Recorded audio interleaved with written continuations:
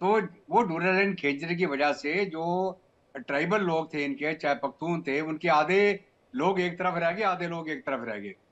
और जहां तक ये बात बलूचिस्तान के लिए भी लागू है और जो खैबर पख्तूनख्वा के इलाके के लिए भी है। तो अफगानिस्तान पेशावर तक क्लेम करता है ग्रेटर अफगानिस्तान। हम्म। वो डूरन लाइन को नहीं मानते। जब वो डूरन लाइन को नहीं मानते हैं तो वो अपना क्लेम खैबर पख्तूनख्वा के ऊपर और बलूचिस्तान के काफी इलाके के ऊपर अफगानिस्तान करता है। हम्म। और बलूचिस्तान तो खैर आजादी की लड़ाई पहले से ही लड़ रहा है। जी। उनका शुरू से ही इरादा नहीं था पाकिस्तान के साथ रहने का। और अभी जहां तक पाकिस्तान की फौज का सवाल है, पाकिस्तान की फौज ही सबसे बड़ा एक नासूर है पाकिस्तान के लिए। पाकिस्तान का आज का जो हाल है कि उनकी इकोनॉमी तबाह हो गई है, उनके सारी जो डेवलपमेंटल प्रोजेक्ट्स हैं, जिनकी उनकी इंडस्ट्री है, सारा कुछ स्टैंड स्टिल है, वो पाकिस्तान की फौज की वजह से है। पाकिस्तान की फौज सारा जो बजट है अपने लिए खा गई, हथियार असला खरीदने के लिए अपने। आज का ये स्टेट हो गया कि जो पाकिस्तान फौज के रिटायर्ड फौजी हैं, उनको पूरी पेंशन भी नहीं दे पा रही है अभी गवर्नमेंट। हम्म। और ये भी आप थोड़े समय के बाद आप देखिएगा, एक और एजिटेशन शुरू हो जाएगी पाकिस्तान के अंदर कि रिटायर्ड पाकिस्तान की फौजियों को पेंशन नहीं दे पा रहा अभी पाकिस्तान। ये हालत है इनका। तो अभी क्या है कि ये खान कॉरिडोर को कैप्चर करेंगे, इनकी ये औकात नहीं है। अगर हम्म। ये सी पैक को नहीं बचा पा रहे, हम्म। जहां पे रोज बलूच आर्मी या टीटीपी वाले हमले करते हैं, चाइनीज इनको अल्टीमेटम दे दे के थक गए, चाइनीज के कितने इंजीनियर मारे गए। तो इसलिए ये अगर वखान की तरफ जाएंगे, जो अफगानिस्तान को चीन के साथ कनेक्ट करता है, और गाज खान करके जगह एक बेस है वहां पे, जहाँ चाइनीज अफगान फौज को ट्रेनिंग देते हैं। और वो चाइना का लिंक है अफगानिस्तान के साथ। आपका क्या मतलब है कि चाइना चाहेगा कि वो लिंक बंद हो जाए, हम्म। चाइना और अफगानिस्तान का डायरेक्ट लिंक, और बीच में पाकिस्तान आके बैठ जाए? बिल्कुल नहीं चाहेंगे। तो इसलिए इनको कोई करने भी नहीं देगा। और मान लीजिए अगर ये कोई हमाकत करते भी हैं कि हम अफगान की तरफ जाएंगे, तो इनको याद होना चाहिए तजाकिस्तान या उधर जाके हाथ मिलाने के लिए गए, जो नदर्न अलायंस था अहमद शाह मसूद का, वो हम्म। सारे ताजिक थे या उज़्बेक थे। इन्होंने मदद करी थी उस समय तालिबान की, उनको हराने के लिए। और जब तालिबान रिकैप्चर कर रहा था अमेरिकन के जाने के बाद, हम्म। तो पाकिस्तानी एयरफोर्स और पाकिस्तान के एसआईजी कमांडो ने जाके वो नर्दर्न इलाके के जो लोग थे वहां ताजिक, उनके ऊपर हमले कर रहे थे कि वो तालिबान को चैलेंज ना कर पाए। तो वो लोग तो कभी इनके साथ, पाकिस्तानियों के साथ आएंगे नहीं। हम्म। तालिबान को यह पता चल चुका है कि पाकिस्तान ने पैसे ले लेके तालिबानियों को मरवाया, अमेरिकनों को बेसिस दी, अमेरिकन के जो ड्रोन से वहां से ऑपरेट करते थे, इधर से पैसा खाते थे, उधर से हाथ मिलाते थे। तो आज के दिन में तालिबान पाकिस्तानियों को कभी माफ नहीं करेगी, क्योंकि पाकिस्तान के हाथ उनका खून लगा हुआ है। इन्होंने जानबूझ के मरवाया है किसको? तालिबानियों को, अफगानियों को, पैसे के चक्कर में, डॉलर लेने के चक्कर में अमेरिका से। ठीक है। जी। इसलिए आज के दिन में जो तालिबान है, इनके ऊपर बिल्कुल भरोसा नहीं करता, हम्म। और ना वो करेगा।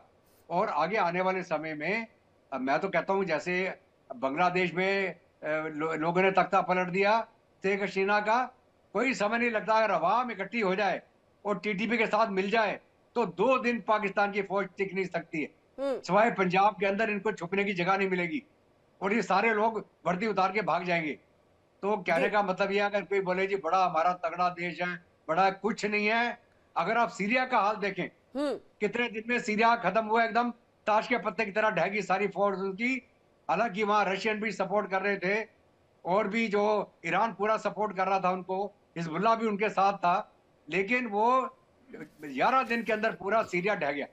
तो वही हाल पाकिस्तान का होने वाला, अगर यहाँ पे बलूच, वहां पे सिंध, हम्म। पीओके, गिलगित बाल्टिस्तान, वहां खैबर पख्तूनवा, और उधर ये टीटीपी, वहां से अफगान तालिबान। और अगर यहाँ खुदा खुदा ना कहा था इन्होंने हमसे कोई पंगा ले लिया और यहाँ से भारत की फौज, तो मैं पूछता हूँ कहाँ भागेगी पाकिस्तान की फौज?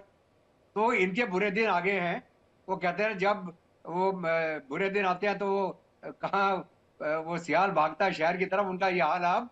तो जी। इनके वो हाल होने वाले हैं पाकिस्तान के बिल्कुल और मेजर जनरल पाकिस्तान फौज शिवाजी। के। जी मेजर जनरल शिवाजी, यही हम आपसे भी समझना चाहेंगे, क्योंकि देखिए बहुत कुछ मेजर जनरल दत्ता जी ने जो है अपनी बातों में कही कि देखिए किस तरह से जो है पीठ पे छुरा घोंपना पाकिस्तान की हमेशा से नियत रही है। भारत के खिलाफ ही नहीं बल्कि तालिबान से लेकर के अफगानिस्तान से लेकर के हर सभी के अगेंस्ट में जो है पीछे से छुरा जो है पाकिस्तान की तरफ से घोंपा गया है और अब ये बात जो है वो जग जाहिर हो चुकी है। और ऐसे में देखिए दुश्मन कितने ज्यादा जो है वो पाकिस्तान के। इरशाद जी को हम सुन रहे थे, वो कह रहे थे दुश्मन नहीं है हमारे तो सभी के साथ अच्छे पैगाम वाले संबंध है और हम अच्छे पैगाम यहाँ पर भेजा किया करते हैं, लेकिन यहाँ तो चेतावनी दी जा रही है। ऐसे में आने वाले दिनों में आप पाकिस्तान के लिए क्या स्थिति देख रहे हैं?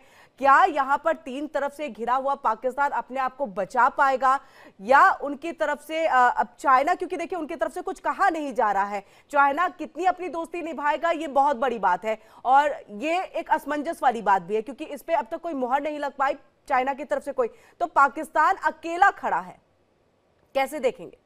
हाँ देखो किरण, सच्चाई क्या है कि पाकिस्तान को लगता था कि अगर अफगानिस्तान में तालिबान आ जाता है तो उसके लिए बहुत अच्छी सिचुएशन है क्योंकि उसका वेस्टर्न बॉर्डर जो है वो एक सिक्योर हो जाएगा और उसको एक स्ट्रेटेजिक डेप्थ मिलेगी।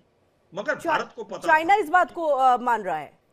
नहीं, ये पाकिस्तान जी हाँ। पाकिस्तान हरदम सोचता था कि जब तालिबान आ जाएगा अफगानिस्तान में तो उनको बहुत फायदा होगा क्योंकि उनका जो वेस्टर्न बॉर्डर है वो सिक्योर हो जाएगा और उनको स्ट्रेटेजिक डेप्थ मिलेगी जी। मगर हमें पता था कि ये नहीं होगा क्योंकि पाकिस्तान और अफगानिस्तान के अंदर फॉल्ट लाइन बहुत है और वो 3 फॉल्ट लाइंस हैं कि पहली तो वो डूरन लाइन नहीं मानता अफगानिस्तान, उसको वो बोलता है हाइपोथेटिकल लाइन है। पश्तूनों को दोनों में डिवाइड कर दिया है पाकिस्तान और अफगानिस्तान में, चाहे वो खैबर पख्तूनख्वा में या बलूचिस्तान में।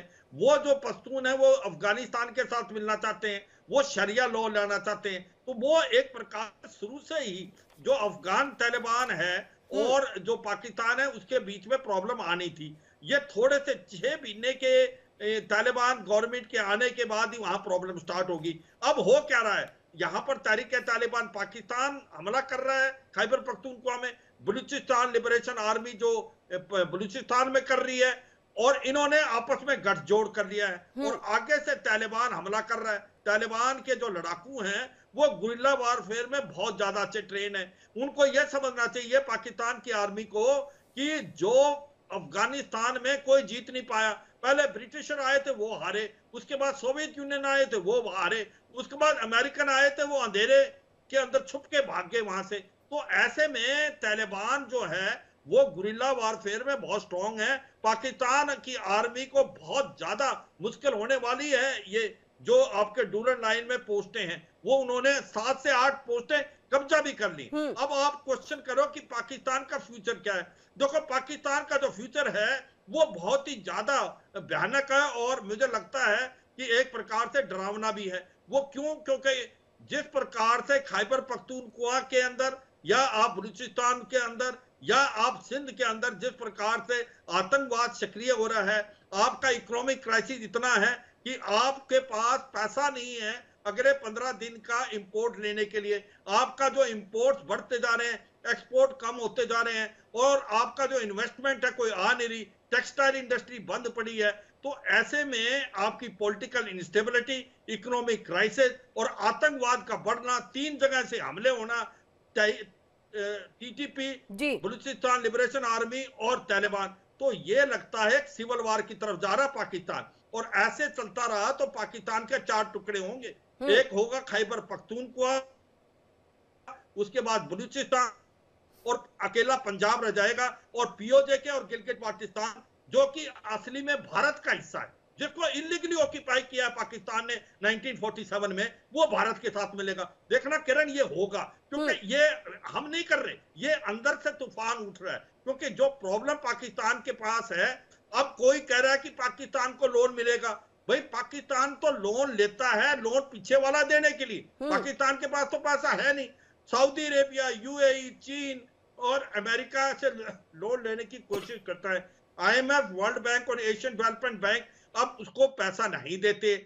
सुनने में यह भी आया है अगर ये इसी तरीके से रहा, फाइनेंशियल एक्शन टास्क फोर्स इसको दोबारा ग्रे लिस्ट में डाल देगी। तो मुझे लगता है पाकिस्तान की जो एक प्रकार प्रॉब्लमें हैं वो बढ़ती जा रही है और ये प्रेजेंट गवर्नमेंट जो है वो बिल्कुल फेल हो गई है। अब जो इमरान खान जो बैठे हुए जेल में वो डिक्टेट कर रहे हैं, वो कहते हैं हम डिसओबीडियंस मूवमेंट लाएंगे और वो 15 जनवरी उनको टारगेट दिया है। तो ऐसे में आप देखें टीटीपी ऐसा हो गया, वो डिवीजन क्रिएट कर रहा है पाकिस्तान की गवर्नमेंट में और पाकिस्तान की आर्मी में। अगर वो डिवीजन क्रिएट करने में सफल होता है तो ये सिविल वार जो टाइम लगेगा वो जल्दी स्टार्ट होगा। तो मुझे लगता है पाकिस्तान की उल्टी गिनती शुरू है।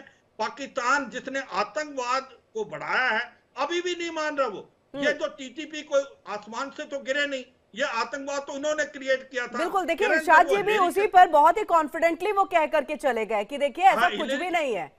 हाँ देखो किरण, मैं ये बताऊं, जब हिलेरी क्लिंटन 2013 में जब सेक्रेटरी ऑफ स्टेट आई थी पाकिस्तान में, उसने बोला था कि अगर आप अपने कोर्ट यार्ड में आप सांप पालेंगे और आप सोचेंगे वो सांप आपके पड़ोसी को डसेंगे, एक दिन आपको भी डसेंगे। तो आज वो तहरीके तालिबान पाकिस्तान के रूप में वो सांप हैं इन्होंने क्रिएट किया था आतंकवाद, आज उनको काट रहे हैं। अभी भी ये गुड और बैड टेररिस्ट में फर्क करते हैं। वो टेररिस्ट जिसको भारत की तरफ भेजते हैं, लश्कर तौबा जैसे मोहम्मद, उसको गुड टेररिस्ट बोलते हैं, और जो तहरीके तालिबान पाकिस्तान इनको मार रहा है, बलूचिस्तान लिबरेशन आर्मी इनको मार रहा है, उनको ये बैड टेररिस्ट बोलते हैं। तो ये सच्चाई है, पाकिस्तान ने अपने लिए ही खाई खो दी है। एक तरफ खाई एक तरफ हुआ। तो मुझे लगता नहीं पाकिस्तान बिल्कुल जाए तो जाए पाकिस्तान आखिर कहाँ, ये अब बड़ा सवाल खड़ा होने लगा है। इसी के साथ मेजर जनरल दत्ता जी आपके पास हम आएंगे, क्योंकि देखिए 20 सालों की दोस्ती थी इनकी, तालिबान और पाकिस्तान की। जब अमेरिका ने इनको निकाला था अफगानिस्तान से बाहर शुरुआती दिनों में, तो उसके बाद से पाकिस्तान ने काफी सपोर्ट भी किया था, और ऐसे में लग रहा था कि कहीं ना कहीं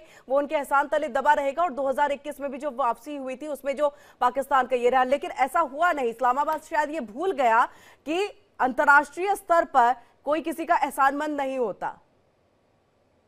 बिल्कुल किरण, ऐसा है कि इंटरनेशनल रिलेशंस में ना कोई परमानेंट दोस्त होता है, ना कोई परमानेंट दुश्मन होता है।